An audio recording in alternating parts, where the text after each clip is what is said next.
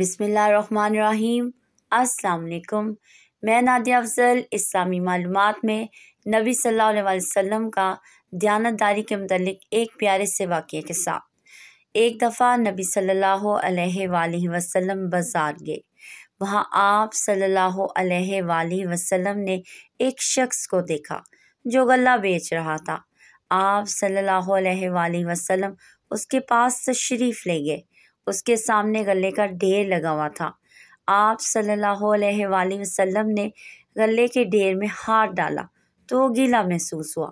آپ صلی اللہ علیہ وآلہ وسلم نے اس شخص سے پوچھا کہ غلہ اندر سے گیلا کیوں ہے؟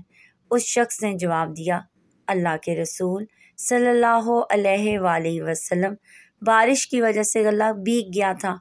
نبی صلی اللہ علیہ وآلہ وسلم نے فرمایا کہ تم نے گیلا غلہ نیچے چھپا کر رکھنے کی بجائے باہر نکال کر اوپر کیوں نہ رکھا تاکہ خریدنے والے کو معلوم ہو جائے کہ یہ غلہ گیلا ہے۔